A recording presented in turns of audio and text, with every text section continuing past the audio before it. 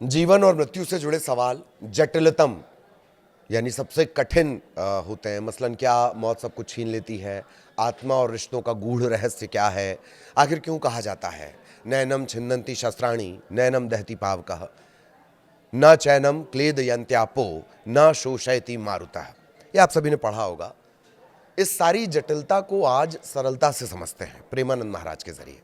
नमस्कार, मैं ललित प्रजापति। मृत्यु के बाद भौतिक रिश्ते खत्म हो जाते हैं क्योंकि ये शरीर और जीवन की परिस्थितियों पर आधारित होते हैं। प्रेमानंद जी महाराज बताते हैं कि आत्मा शाश्वत है और अपने कर्मों के साथ, बहुत ध्यान से सुनिए, आत्मा शाश्वत है और कर्मों के साथ यात्रा जारी रखती है। भौतिक संबंध खत्म होने के बावजूद आत्मा का जो सफर है वो हमेशा चलता रहता है। मृत्यु जीवन का सबसे बड़ा सच है जिसे हर कोई किसी ना किसी रूप में महसूस करता है, लेकिन इसके साथ ही हमारे मन में ये सवाल उठता है कि क्या मृत्यु के बाद सारे रिश्ते खत्म हो जाते हैं? हम अपने माता पिता, संतान, पति पत्नी, भाई बहन, मित्रों से जुड़ते हैं और इन रिश्तों के बिना जीवन अधूरा लगता है। लेकिन जब सांसारिक शरीर छोड़कर आत्मा आगे की यात्रा पर निकलती है तो क्या ये सभी जो बंधन है वो समाप्त हो जाते हैं? ऐसे ही सवालों से परेशान एक भक्त प्रेमानंद महाराज से पूछते हैं कि मृत्यु के बाद हमारे रिश्तों का क्या होता है। और फिर प्रेमानंद जी बड़े स्पष्ट और सरल शब्दों में समझाते हैं। वो कहते हैं कि ये सच है कि मृत्यु के बाद भौतिक संसार से जुड़े रिश्ते खत्म हो जाते हैं, लेकिन आत्मा की यात्रा अलग है, आत्मा का सफर अलग है, जो अपने कर्मों और संस्कारों के साथ आगे बढ़ती है। इस यात्रा में कभी कभी वही कर्म और संस्कार हमें उन आत्माओं से भी जोड़ सकते हैं जिनके साथ हमारे गहरे मानसिक और भावनात्मक संबंध रहे हों, ताल्लुकात रहे हों, रिश्ते रहे हों। मृत्यु के बाद रिश्तों की वास्तविक स्थिति क्या है? क्यों वह सभी बंधन टूट जाते हैं और आत्मा का सफर किस तरह से जारी रहता है? यह भी सवाल पूछा जाता है। तब प्रेमानंद जी कहते हैं कि क्या मृत्यु के बाद सारे रिश्ते टूट जाते हैं? वो भी सवाल के साथ शुरू करते हैं। सरलता से उत्तर मिलता है कि हाँ, ये सत्य है। प्रेमानंद जी समझाते हैं कि जैसे हम गहरी नींद में चले जाते हैं और उस समय हमारे आसपास की चीजों की कोई याद नहीं रहती है, ठीक वैसे ही मृत्यु के बाद भी व्यक्ति का शरीर और उससे जुड़े सभी भौतिक रिश्ते पीछे छूट जाते हैं। स्वप्न और नींद के उदाहरण के माध्यम से वो बता रहे हैं कि मृत शरीर में आत्मा की मौजूदगी समाप्त हो जाती है और भौतिक संबंधों का कोई अस्तित्व नहीं रह जाता।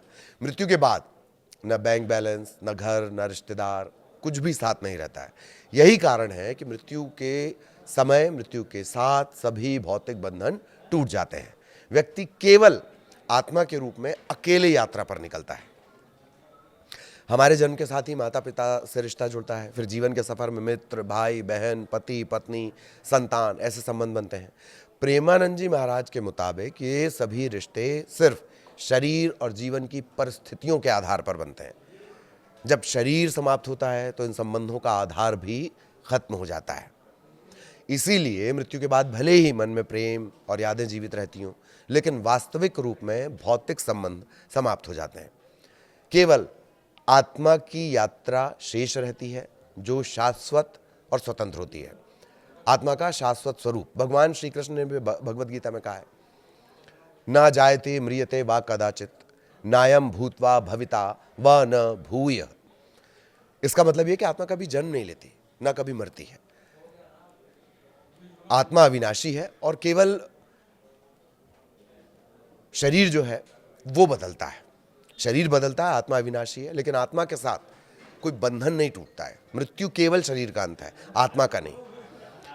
कई बार आपने E=mc² का जब एक्सप्लेनेशन सुना होगा अल्बर्ट आइंस्टीन का, तब भी इसी टर्म को आप महसूस कर सकते हैं। जैसे एनर्जी कभी खत्म नहीं होती, वैसे ही आत्मा।